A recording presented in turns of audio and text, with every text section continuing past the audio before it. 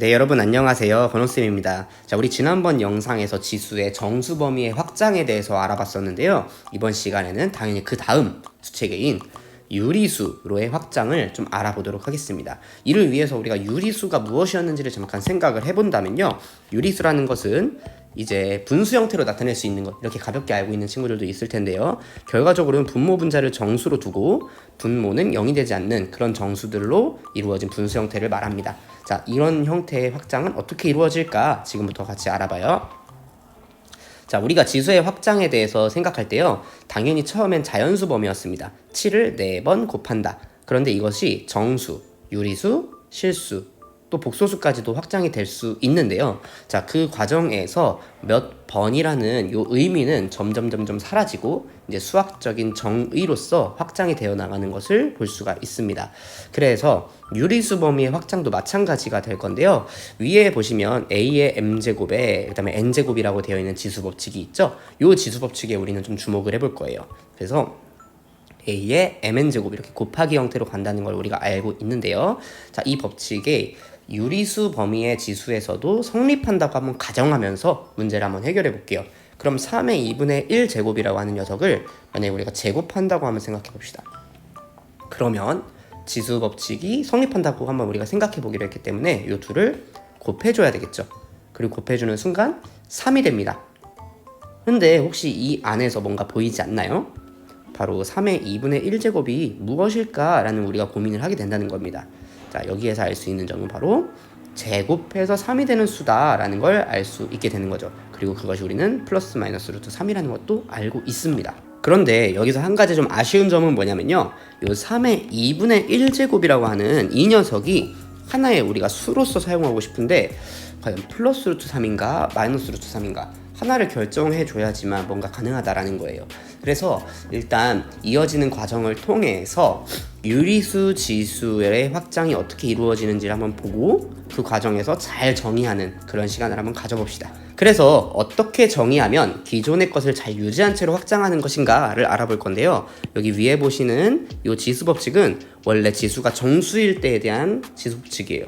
근데 우리는 기존의 법칙을 최대한 잘 유지해야 하니까 이 정수라고 되어 있는 것을 그대로 유리수라고 한번 바꿔보면서 문제를 해결해 보고요. 이걸 토대로 유리수 지수를 어떻게 정의할 것인가에 대해서 생각해 보겠습니다.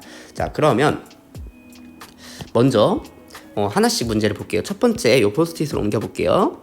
자, 옮겨보면요. 8의 3분의 1 제곱은 무엇일까? 네, 요렇게 문제가 나와 있네요. 요거 한번 해결해 볼게요. 얘 같은 경우에는 일단 8의 3분의 1제곱을 어떻게 할까 생각했을 때 앞에서 했던 내용에서 힌트를 얻어보면요. 세제곱을 한번 해볼 수 있습니다. 그랬을 때 얘는 8의 3분의 1과 3의 곱으로 이루어지기 때문에 8의 1제곱이 되는 걸 알 수가 있어요.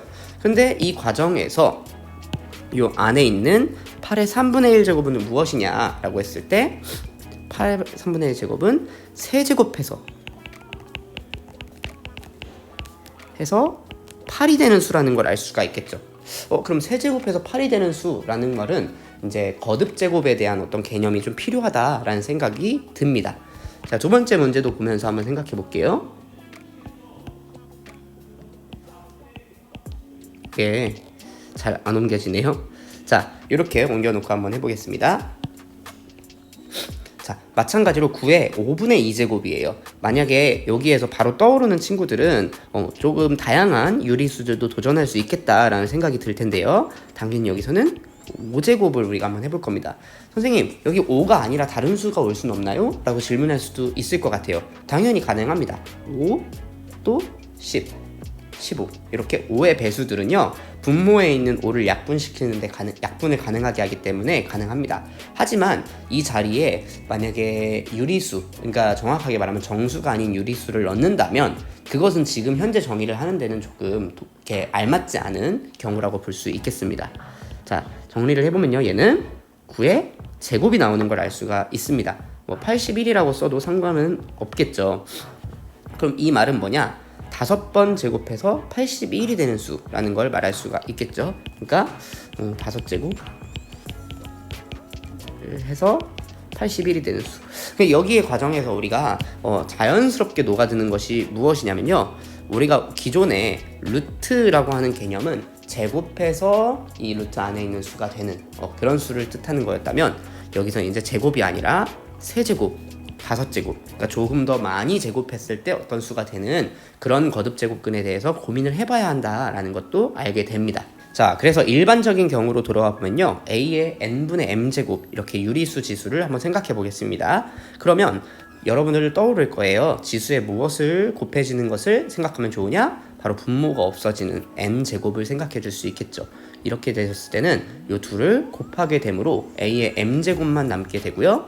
그럼 이 안에 있는 수가 n제곱해서 a의 m제곱이 되는 수라고 생각을 해볼 수가 있습니다. a가 0보다 크다라고 일단 조건을 주었고, 그리고 그래도 선생님 플러스 마이너스 이렇게 n이 짝수라면 두 가지가 나올 수도 있지 않나요? 라고 생각하겠지만, 이제 그것은 방정식의 관점이고요. 현재 수로서 우리가 정의를 해야 되는 상황이기 때문에 얘를 되는 음수로 정의할 수도 있어요. 그런데 한번 여러분들이 생각해 봤을 때 굳이 그럴 필요가 있을까? 라는 생각이 들 거라고 생각합니다. 그래서 음수와 양수 중에 하나를 택해서 정의할 거라면 당연히 양수로 정하는 게 우리가 조금 더 편하다라고 얘기할 수 있겠죠.